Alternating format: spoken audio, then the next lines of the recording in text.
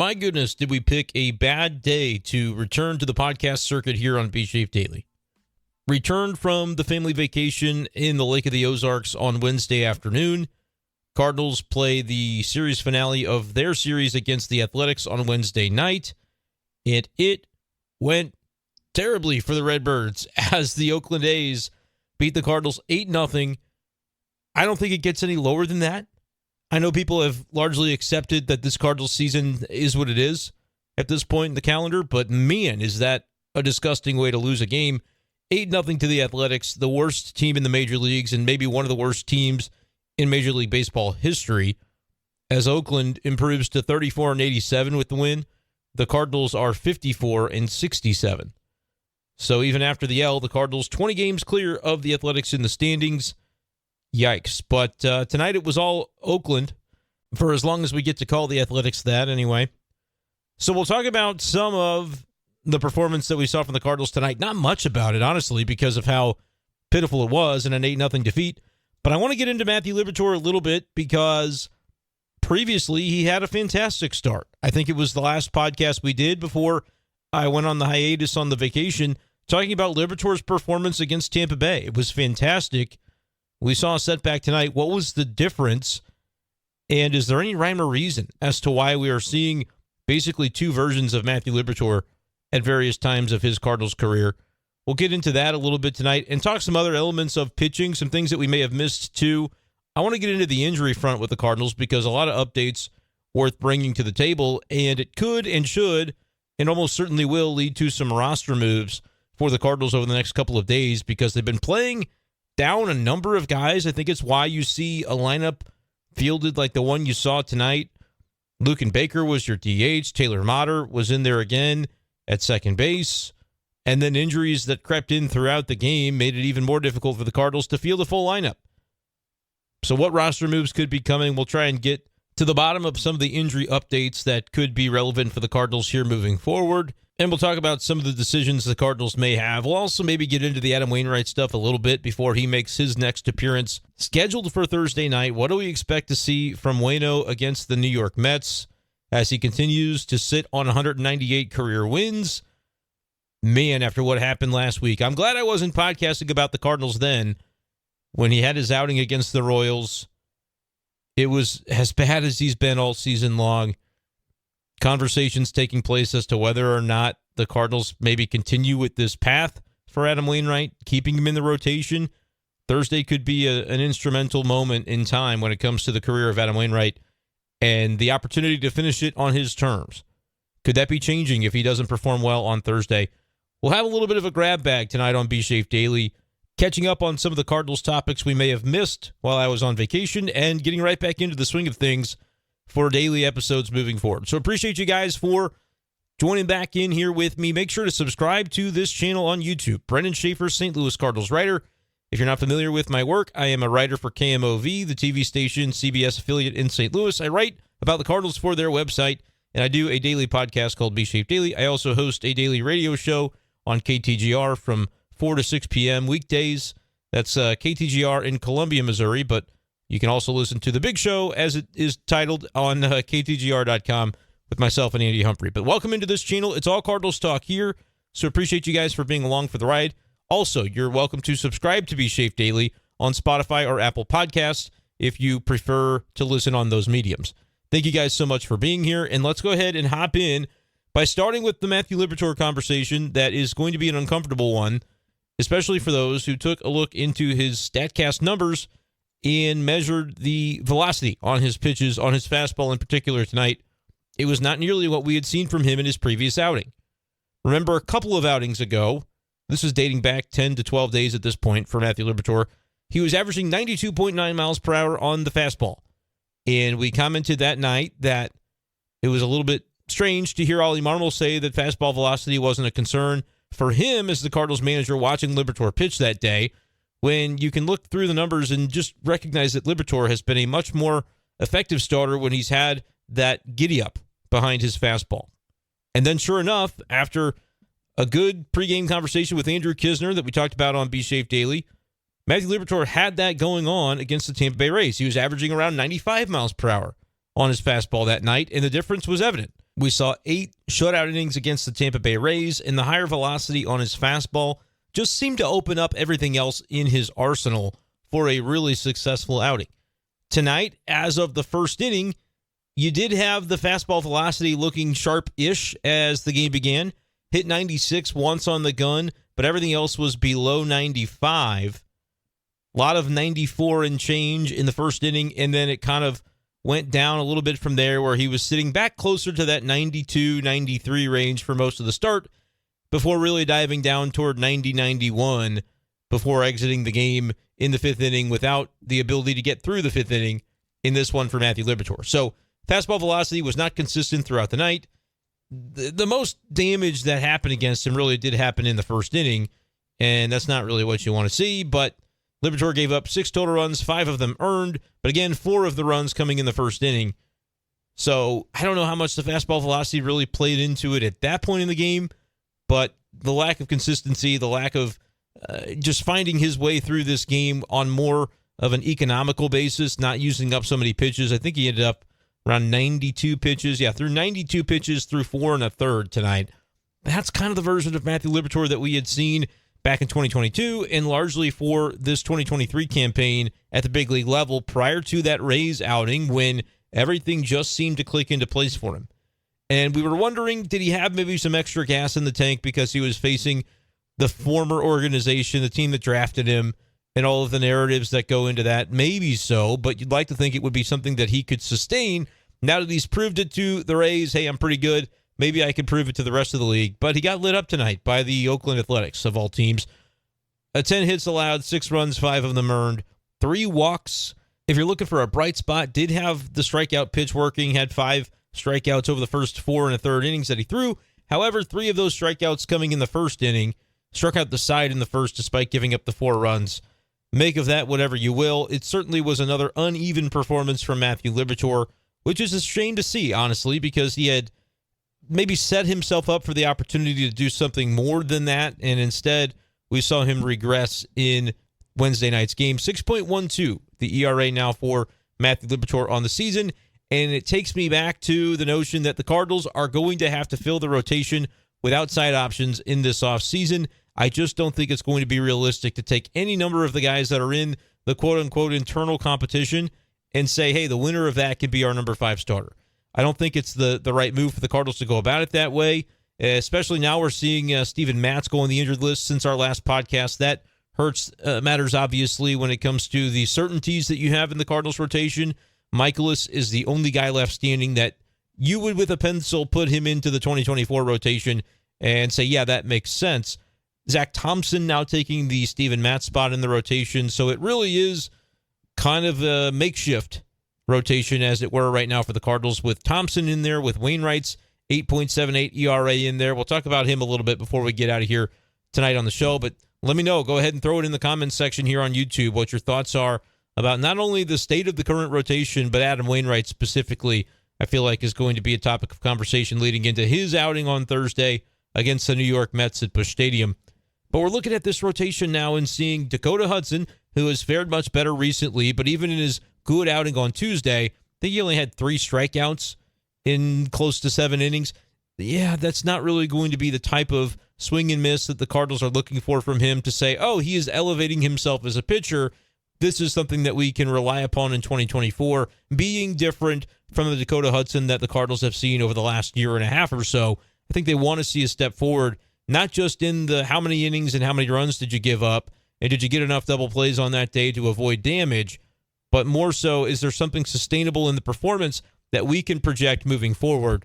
They're looking for that from Hudson. They're looking for that from Liberatore, obviously, and didn't get it in this game tonight. Looking for it from Zach Thompson should be interesting to see as well, whether after a couple of nice performances from him, one in a spot start, one in relief of Adam Wainwright the other day, can Zach Thompson maybe get a little bit of that momentum toward consideration for next year's rotation? You can root for all of these guys if you're a Cardinals fan, but I would still say no matter what you see from them, you have to, as John Mozeliak, go out and get 3 starting pitchers this offseason that you plan to slot in ahead of those internal competitors, and then tell those guys, hey, you're still fighting for something, because when somebody gets injured in spring, and it always does seem to shake out that way, then one of those internal options is very viable as your number 5 starter. But going into spring training, the competition between Hudson and Liberatore and Zach Thompson and whoever may still be here, right? Maybe some of the other prospects like Graceffo, McGreevy, DrewRom.com, who has looked really good in AAA so far with the Cardinals. All those guys can be thrown into a pile competing for the number 6 and number 7, the depth spots in the Cardinals rotation mix. That's really what it should be, not, we'll have an internal competition to see who's the number 5 starter. I think that's a mistake for the Cardinals to go about it that way. And while we were away, while I was on vacation, John Mozeliak meeting with the media in St. Louis, basically saying, hey, we agree with that sentiment. We're going to go into this offseason looking for 3 additional starters. I believe that was Monday where that conversation took place ahead of the homestand. And I've got the tweet here from John Denton of MLB.com, who tweeted out this quote from John Mozeliak, quote, realistically, we know we have to add 3 starters this offseason. We know we have to add depth. We went into the season thinking we would have that covered. It didn't work out that way. Having a repeat of that would not be in the best interest of the franchise, so I think our approach is going to be very aggressive on the pitching side. We'll see where it takes us, and there will be so many opportunities this offseason once October is through and we turn our attention toward the offseason and the free agency period to talk about these things and who should the Cardinals be targeting. I know those conversations are going to happen before the end of the year because really we know that this Cardinals season is stuck in the mud. It's going nowhere. So people will begin to turn their attention, rightfully so, toward how can they improve it for next year. Yeah, I get it. That's where people's attention is going to be. And there are going to be a lot of options. A lot of free agent starters to be that the Cardinals are going to have to check in on each and every one of them and then identify which ones are maybe the best options. But some things to keep in mind about that crop of free agents, if those guys have received qualifying offers and the Cardinals end up signing them thereafter, Cardinals are losing a draft pick, just like they did with Wilson Contreras last year. So you're going to hear me beating the drum this offseason for a couple of routes that don't involve the Cardinals signing free agents to basically what I would say the sticker shock price, whether it's guys like Julio Urias, who hasn't really had a great season for the Dodgers, or Blake Snell, who has had a very good season for the Padres, but guys who have both had history of injuries, of arm injuries. And you look at that and go, well, can you get a Urias for maybe a discount because of a lesser season, or like an Aaron Nola who hasn't pitched particularly well this year but has a track record? The Cardinals are going to have a hard time, I think, with some of those big-name free agents who have maybe had down seasons in 2023. First of all, compelling these players to come play in St. Louis, which is not always a given. And for those who aren't as inclined to come to the Cardinals and come to St. Louis, you have to probably just simply pay more, pay above market to get those guys to sign on the dotted line. That's number one. And then just the idea of all of these guys are in free agency and their agents and their representation are going to be looking for the maximum contract possible. You're going to pay some sticker price, even perhaps on guys who have a big name but didn't have a big recent performance to back that up. You still might have to pay for those names. And then guys like Blake Snell, who have both, who have the name, who have the cachet in their resume, and they also have a recent performance to back it up. Even if injuries existed in their past, Blake Snell can go to teams and go, look, if you don't trust that I'm going to be worth the market value here and the price that I'm going to demand, there's a team out there that's going to pay it. And so you're going to have to, as the Cardinals compete against those other teams, for the guys who are worthy of the contracts. And you have to make the decision, who do we bank on? Who do we trust in? It's going to be difficult. And it could come at a cost, and that cost is not just going to be money for certain guys. It's going to be draft pick compensation when the Cardinals have to give up their second-round pick to sign a guy who got the QO and turned it down. That being said, trade's going to be an option, and it's going to be tricky. We haven't seen John Mozeliak pull off that kind of trade yet, the kind for a controllable starter that doesn't give, on the Cardinals side, away a player that you really would like to see in your everyday lineup for the next half decade. That's one option, though. The other is go to Japan. Look into the foreign market where guys like Yoshi Yamamoto and Shota Imanaga are potentially going to post and come play Major League Baseball this side of the pond. And the Cardinals, I think, would be well positioned to sign at least one of those two Japanese pitchers. And it'd be nice to sign them both. I mean, talk about you're looking for a number one and a number two in your rotation. Add both of those guys. whatever it happens to cost. If one guy's $25 million a year, if the other one's $20 million a year, problem solved. Pay a little posting fee on top of that, but don't worry about giving up draft picks. Like, you're going to hear me beating the drum for the Japanese pitchers that are expected to hit the open market essentially for Major League Baseball this offseason. I feel like it would be a great fit for the Cardinals, but like I mentioned, we'll get into those conversations and cross the bridge more as we get closer to it. But I did want to mention it because John Mozeliak did come out this week, and as I read in the quote there from John Denton of MLB.com, 3 starters is on the docket. And it's good to hear Mozeliak talk in those terms. Even if you're seeing good things from Dakota Hudson, good things from Zach Thompson, hey, even if Liberatore had gone out and shoved tonight, which he didn't against Oakland, even if those things are happening, I like that John Mozeliak is saying at least the right things at this point, where he says, we thought we had the depth coming into this year. We were wrong, and so it clearly needs to be a different approach if we are going to go about getting to a different result. It's got to be by doing something differently on this side of things. So I think Cardinals fans can look forward to an offseason that doesn't feel Cardinals-esque. Like, I already see a lot of people saying, oh, they'll get a Quintana type, and they'll get a Drew Verhagen type, and they'll call that starting depth. I don't think they can do that, and I think John Mozeliak now knows they can't do that, so it's going to be, in my estimation, different. But let me know what you think, Cardinals fans. Are you buying the idea that this coming winter will be different for John Mozeliak, for Bill DeWitt as well, because he's the one that signs the checks, is going to have to sign off on actually raising the payroll in a meaningful way?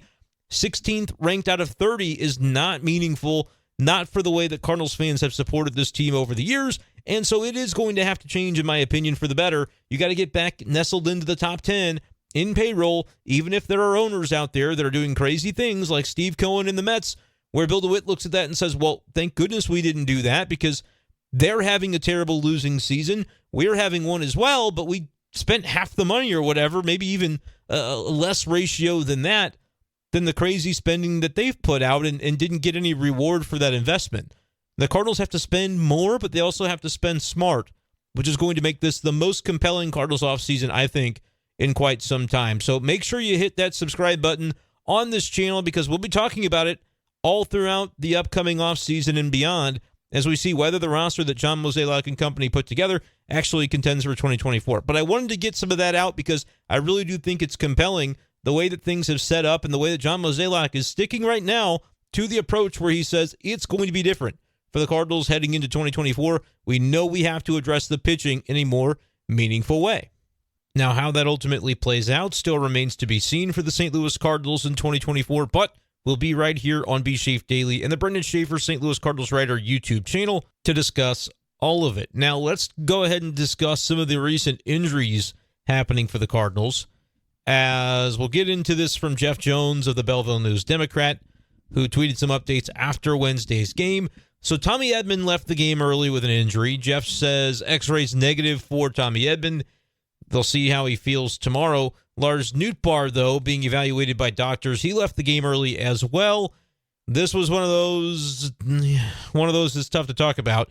They said lower abdomen was the injury for Nootbaar. If you saw the play, he was batting, fouled the ball off the ground, it bounced up, hit him in an area, and we've seen some other Cardinals players have some similar things happen, perhaps some catchers over the past couple of years that have been hit by foul balls in an area, and, it doesn't feel so good. So we'll see what that ends up being for Lars Nootbaar. They've been dealing with another edition of the Nolan Gorman back tightness situation that he's been out of the lineup in recent days. So that's now 3 guys. Yeah, I don't know. There are going to have to be some roster moves, it would seem to me, for the Cardinals. And Jeff pointing out that Moises Gomez did get lifted early from the Memphis Redbirds game on Wednesday. That could be nothing. It could be something. But it would make sense to me that if there's something going on with an outfielder like Nootbaar, that he either may need a couple of days or he may need the IL. Gorman, I think it's getting to be decision time with him because of the back thing that continues to flare up. And that's why I say you can't, that's not the only reason, but you can't completely count out the idea of trading Nolan Gorman in the offseason. Not because he has sporadic back pain, although it is a very big nuisance. Like, imagine if the Cardinals were competitive and were trying to win something this year and you were having one of your best hitters just, every couple of weeks he misses a couple games because his back hurts. They can't figure out, how to not have that continue to happen. Cardinals fans would be pulling their hair out about the situation. It doesn't really matter this year, but it does when you have a handful of guys on your roster that can't play on a given day. It's going to have to be a situation where some moves are made as a result. But Moises Gomez would be an interesting guy to see, so it'll be interesting to see if they're able to get him onto the roster for Thursday.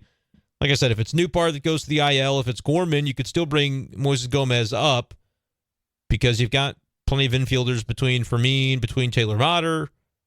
Those guys were up the middle at one point tonight. I think Tommy Edman ended up going to center field after the Newpar injury, but then Edman left himself, which left Tyler O'Neill to play center field on what was supposed to have been an off day for him.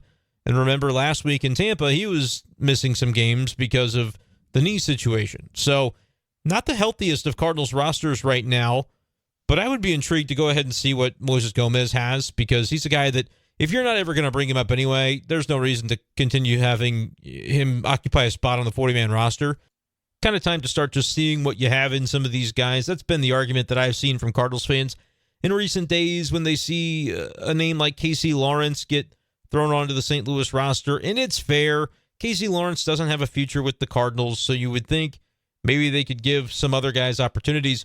But you do have to get through this season. And Casey Lawrence tonight, in relief of Liberatore, finished the game in a blowout. 4 2/3 innings, gave up 2 runs, 1 home run. It was a moonshot, but struck out 4. Like, we don't have to evaluate the performance of Casey Lawrence, but for folks who are going, why is Casey Lawrence on the team instead of, hey, can't the Cardinals get a look at Drew Rom? Can't the Cardinals get a look at whoever you would like to see from AAA instead, Connor Thomas, whoever it might be? This is why, because maybe they feel like, hey, Casey Lawrence, regardless of the way it goes, he can throw 4 2/3 innings, and we don't have to feel bad about it, because if he throws 80 or 90 pitches, he throws 80 or 90 pitches, and he can be shuttled out the next day or the next week or the next month, or if he continues to do a nice job the next year, they still don't have to bring him back. Whereas maybe some of those other guys, if circumstances aren't going so well, you're not going to leave those guys that you think have a future in your organization out, hang them out to dry for 60 or 70 pitches, regardless of their performance level. Casey Lawrence, yeah, that's probably somebody you can do that with and not lose a lot of sleep over it as an organization. Sounds a little harsh, but I don't think a guy like Casey Lawrence minds it, because in his eyes, he's trying to extend his career as well, and he can look at the situation and go, look, I just proved that I could handle the bulk of 5 innings if another major league team says, oh, this is a guy that's shown some chops. He's putting pitches on tape and resume and all those sorts of things to extend his career. So it works out for everybody. I just think that's like the dollars and cents of it. That's the long and short of it. That's the stuff that maybe, yes, in a vacuum, you can look at it and go, it would make more sense to get data on other players who the Cardinals could consider part of their future. But sometimes you just got to have your vegetables, right? And I feel like Casey Lawrence is an example of the Cardinals eating their vegetables on Wednesday, and he did a nice job. So I think that's one that makes perfect sense and is fine to see. Yes, everybody wants to see Masyn Winn. You'll get to see Masyn Winn maybe as early as this weekend. Saturday is the day that they can call him up at the earliest without exhausting the rookie eligibility based on 45 days on the MLB roster. It's got to be fewer than 45, so you will not see him before Saturday, but maybe by Saturday you see him. Or if they think, if we call him up this soon, he would be at risk of getting 130 at-bats, which would also exhaust his rookie eligibility for 2024, and the Cardinals aren't going to do that. So whenever they bring him up, it'll be because they're gaming the rookie situation, which is something that makes perfect sense to do. They won't admit that they're doing it. It's not the same as service time manipulation, because Masyn Winn doesn't get anything extra out of it in terms of, a year of service versus less than a year of service. It's going to be all less than a year of service when they bring him up at the end of August or the beginning of September or whatever they do. But I'm going to guess that within a week of Saturday, you're going to see Masyn Winn on the St. Louis Cardinals, and that'll be something else you get to look forward to. But as for the rest of these guys, yeah, it makes sense to get some data on whoever you can get some data from, but sometimes you need 4 2/3 from Casey Lawrence, and that's what he gave the Cardinals on Wednesday.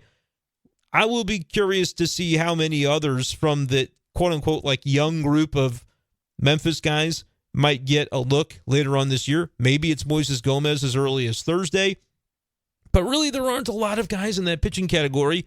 Drew Rom has struck out 18 over 11 innings in 2 starts with Memphis, but he still walked 4 guys. So is that kind of walk issue going to continue to follow him. 4-11 is not as bad as it was with his numbers in AAA Norfolk with the Orioles. I think he had walked like 46 guys in 80-some-odd innings. So basically was walking a guy every other inning pitched. A little bit better over the small sample with Memphis.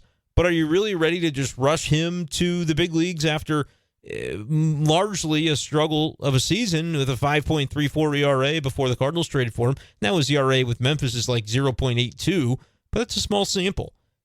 As far as other pitchers, maybe McGreevy, maybe Graceffo. We saw Graceffo basically steal the velocity from Liberatore tonight. It's like they're going back and forth. Graceffo, another guy who has not maintained consistent velocity this season, pitching for AAA Memphis, had it tonight. I saw him 96, 97 with his fastball. So perhaps that's something that can gain some consideration. Would they give Graceffo a look, a cup of coffee toward the end of the season? I have no idea, but I can understand why Cardinals fans would want to see more of the younger guys as time goes along. Largely, though, I think the only guy that's a guarantee is Masyn Winn. He is inevitable. You will see him very soon. And when you do, I think you're going to like what you see. It's going to be something for Cardinals fans to watch the rest of the way. But let me know what you think. Are there other guys that you want to see come up from Memphis so the Cardinals can get a look at them? They've got a lot of 40-man roster clutter that I think is going to get moved off the roster this offseason. It doesn't have to happen yet. But if there's anybody that you're thinking, they're on that borderline in terms of whether or not they could get taken in the Rule 5 draft and they'll be eligible, maybe give some opportunities to those players and it can inform your decision on whether or not to bestow upon them a 40-man roster spot this offseason. Because with the outside additions of several pitchers that are going to have to come in via free agency or trade, would make sense to have those ducks in a row. I'm not too concerned about it, though. The Cardinals do not even currently have a full 40-man roster. Masyn Winn will obviously add one to that within the next 10 days or so. But I just don't think 40-man concerns are like at all a thing at this point in time. It's nothing worth mentioning. You probably have, I won't say a dozen, but 10 guys on the 40-man right now that won't be in, 5 or 6 months' time. So there will be a lot of roster turnover. That probably is what tends to happen when you have a season like the one the Cardinals are having now. But at the same time, there just isn't this big crop of guys at Memphis, other than the prospects that you maybe don't want to rush along, like McGreevy or Graceffo. There's not just this big group of guys that it's like, hey, they can help the big league team, and let's find out they're young, they've got upside. The Cardinals farm system has taken a bit of a dip, and if the Cardinals had a bunch of those guys stowed away, I think we would have seen them already in 2023 with the idea on they would have made those moves to shake things up trying to win this year. I just think the contributions that were available from that group weren't all that impressive, and so largely you haven't seen the Cardinals dip into that well all too often, and when they have, it's been lackluster in terms of the results. But that's kind of another topic that we'll continue to keep an eye on in terms of which random dudes or which dudes that they might hope might have a future for the Cardinals in 2024 and beyond. Which of those guys might get an opportunity the rest of the way? Definitely something to keep an eye on. One guy that we know is getting at least one more opportunity the rest of the way for the Cardinals is Adam Wainwright, who after throwing 1+ innings and allowing 8 earned runs to the Kansas City Royals in his last appearance, will make his start on Thursday against the Mets. His ERA for the season is up to 8.78. He'll be opposed on Thursday by left-handed pitcher Jose Quintana of the New York Mets. You may recall him from the Cardinals last year, and Quintana spent a lot of the season injured, but he's come on strong since rejoining the rotation for the Mets, has an ERA right around 3. I think he'll pitch pretty well on Thursday against the Cardinals, being honest. Obviously knows this lineup relatively well, having played with them last year, and just seems like the type of lefty that could give the Cardinals lineup trouble. So we'll see what ends up materializing from that.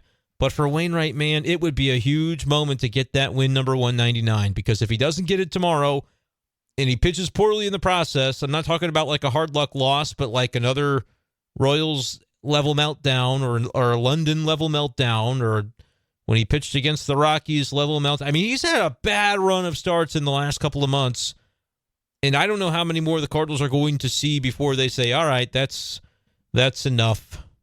It is what it is at this point.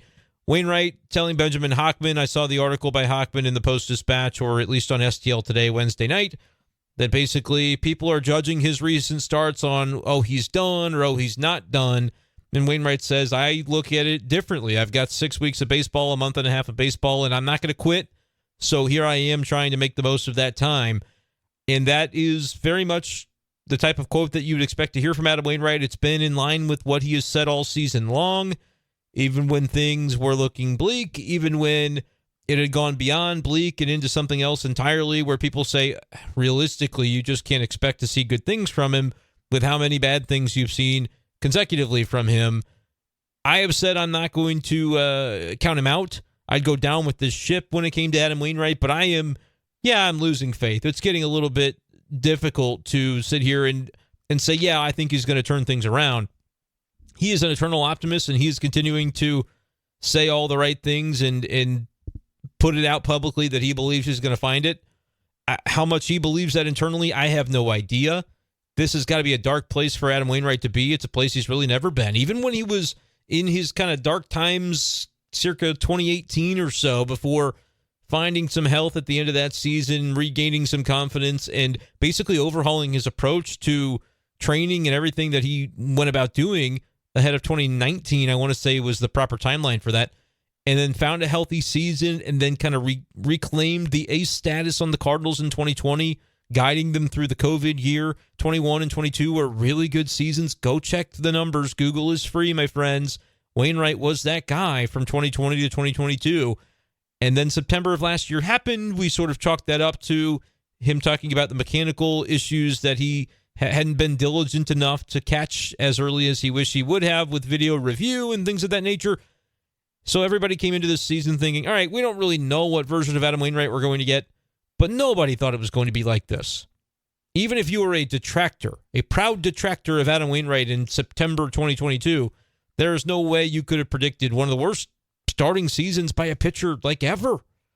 For Adam Wainwright, 8.78 ERA. I don't know how many guys in the history of Major League Baseball have been given the number of opportunities that Wainwright is getting and is at least continuing to get for one more day on Thursday, with numbers like he's put up. ERA potentially could balloon to 9 if he has another bad outing on Thursday.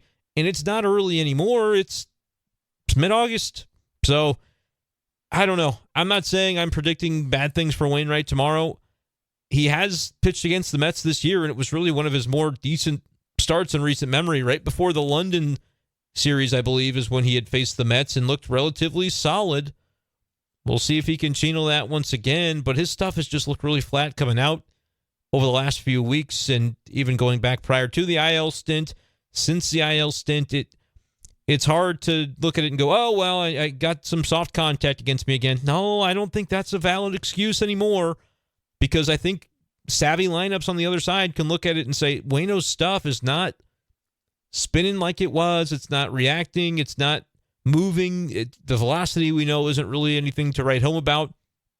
So if you can sit on these pitches, and if he misses up in the zone, you could just dunk him over the second baseman, dunk him into left field, take your base hits when that's what Wainwright's giving you. I think savvy lineups have been able to do that, and it's partially why he's given up so many hits. I don't think he has to be giving up 3 home runs in a start for you to go, uh-oh, this isn't good. No, I think lineups can sort of treat it like batting practice. When, again, I'm not trying to be demeaning, but when Wainwright's pitches are looking the way that they have looked recently, it's not rocket science to say, here's the way that they could approach you in order to wait on your mistakes, not try to hit them over the wall, but just take their base hit, take their double, and continue to get the line moving. Lineups have done that to Adam Wainwright recently. They've gotten their fair share of home runs against him, too. So Waino's got to be pinpoint when it comes to the command. He's got to keep hitters off balance. Hopefully the curveball is sharp. That's really going to be the equalizer. But we have seen too many times this season, Waino just has not had the sharpness to his curveball that he is accustomed to seeing. And man, that has to be a lonely feeling when you're out there and thinking, I don't even have my equalizer to go to right now. And you just have to try to get through on grit and guile. And Wainwright's been one of the best to ever do that over the past handful of years, getting by on just his ability to be a pitch maker. Will he be able to do it on Thursday against the Mets? I maintain, I don't know how much longer I'll be able to say this, but I maintain that if he gets 199, 200 is going to come for him in the next start. But he may not get a next start if Thursday doesn't go well. So let me know what you're thinking as a Cardinals fan in the comment section here on YouTube. Make sure you hit like on this video and subscribe on this channel for Cardinals baseball talk all year round. But I want to hear from you guys on the comments. What are you thinking as far as Adam Wainwright's outing coming up Thursday in St. Louis. Is this one where he can get back on track, pick up that win? I think it's going to be difficult to get the pitcher win for Wainwright on Thursday, as important as it is. I mean, that's what everybody's waiting to see from him at this point in time. But it's going to be tough against Quintana, who we know at Busch Stadium, he likes to pitch there. He's pitched there well. And if he goes 5 or 6 innings and only gives up a couple of runs, Wainwright's going to have to pitch a gem to be able to be in line to win the game, even when he departs it after a purported good outing. Like, let's say he gets through 6. Can he leave with a lead? The Cardinals offense are going to have to do that for him, and they just finished getting shut out by the Athletics on Wednesday. So we'll see what Waino can come up with, but let me know in the comments section what's your confidence level when it comes to Adam Wainwright right now. I know that it's been a dark period, but wouldn't it be something to see him turn things around? Do you have any faith that he's going to be able to do it on Thursday? Let me know in the comments, and let me know what you think about this injury situation too. When you've got guys like Tommy Edman, like maybe he goes on the injured list. I know the Cardinals are straining to make sure that they maintain the rookie eligibility for Masyn Winn. I legitimately think if Tommy Edman comes up gimpy over the next couple of days, you're going to see Masyn Winn as early as humanly possible, which I think, based on my math, is Saturday, because he could play shortstop for you, and that could at least resolve one of your lineup questions. For now, though, it's probably going to be more Motter and Fermin up the middle. And if that's not an indictment on this Cardinals season, I do not know what is, other than the record, because that is an indictment as well. Cardinals are 13 games below 500. Prior to today, they were only 8.5 back of the Marlins in the wild card race, but that's not something that we consider very worthwhile to spend our time on. So we're not going to talk about it much more beyond that. But again, all your questions and your comments, throw them on YouTube, youtube.com/@bschaeffer12, and make sure you guys are subscribed to the Brenden Schaeffer channel. I appreciate you guys so much for listening. That is going to do it, though, for this edition of the show. We will talk to you next time on B Shape Daily.